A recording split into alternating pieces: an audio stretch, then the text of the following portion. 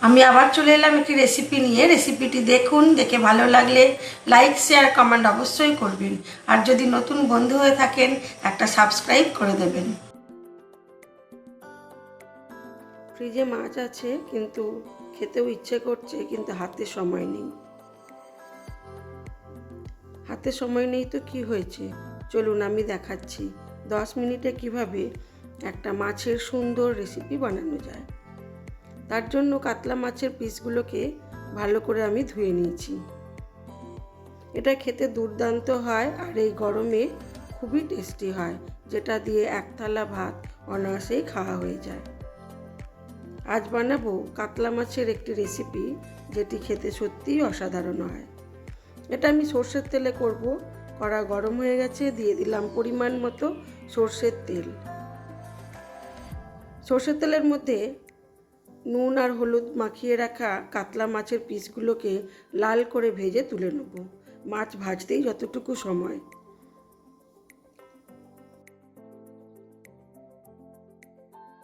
চলুন মাছটা ভাজা হতে হতে আমি একটা মশলা বানিয়ে নিই। আমি একটু পোস্ত বেটে নেব আর একটু সাদা কালো সর্ষে মিশিয়ে বেটে নেব। যতটা পোস্ত নেব তার হাফ সর্ষে নেব। আজ কিন্তু আর লঙ্কা দেব না, লঙ্কাটা গোটাই দেবো ফোড়নে। সত্যি কথা বলতে এটা আমার এই মেদিনীপুরে এসেই প্রথম খাওয়া। খেতে সত্যিই অসাধারণ হয় এই মাছের রেসিপিটি, যেটাকে আমরা বলি কাতলা মাছের টক। আর সেটা হবে গোড়া লেবু দিয়ে। গোড়া লেবু ভীষণ টক হয়, সুন্দর লাগে খেতে, আর একটা সুন্দর ওর গন্ধও আছে। চলুন, মাছগুলো আমার খুব ভালো করে ভাজা হয়ে গেছে, আমি এগুলোকে তুলে নেব। নিয়ে ওই তেলের মধ্যেই ফোড়নে দিয়ে দেবো অল্প একটু 5 ফোড়ন আর 2টো গোটা শুকনো লঙ্কা ফোড়ন। ফোড়নটা একটু চড়বড়িয়ে এলে দিয়ে দেবো পোস্ত বাটাটা। পোস্ত বাটাটা দিয়ে বেশ ভালো করে ভেজে নেব।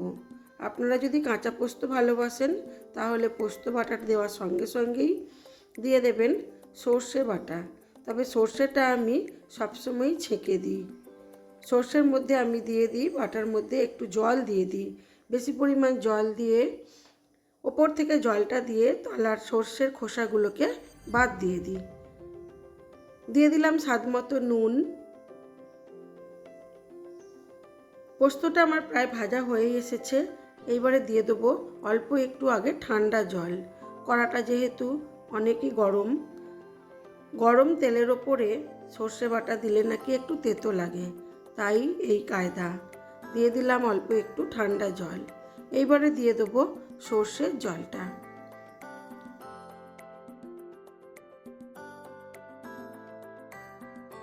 ওপর থেকে সর্ষের জলটা দিয়ে দিলাম।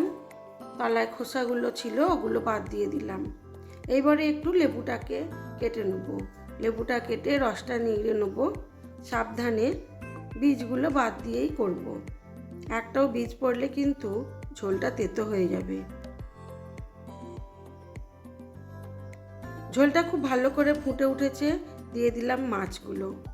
দেখে নেব নুনটা, আর অল্প হালকা ঝালও থাকবে ফোড়নে যে লঙ্কাটা দিয়েছি।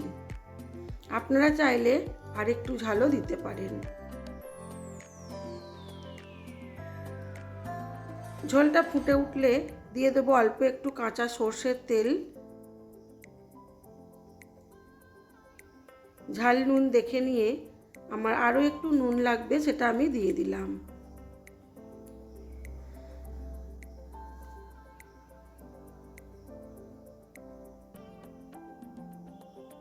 দিয়ে দিলাম কিছুটা পরিমাণ কাঁচা সর্ষের তেল।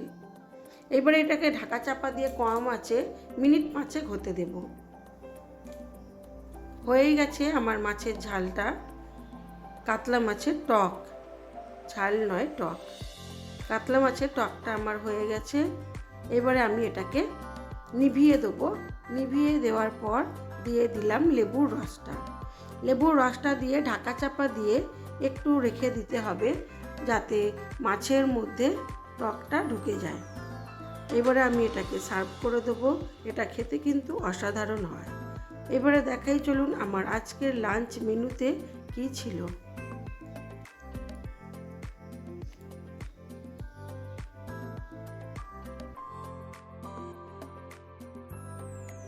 আমার আজকের লাঞ্চ মেনুতে ছিল সাদা ভাত, ঢ্যাঁড়স ভাজা, কুমড়ো ভাজা, আর ছিল পটল আলু পোস্ত, আর ছিল কাতলা মাছের টক,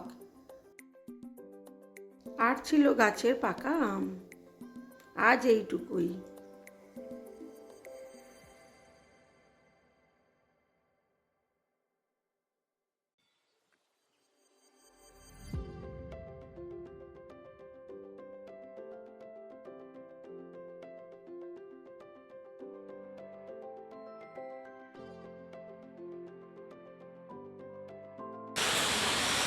আজ এই পর্যন্ত। সবাই ভালো থাকবেন, সুস্থ থাকবেন, নিজেদের খেয়াল রাখবেন।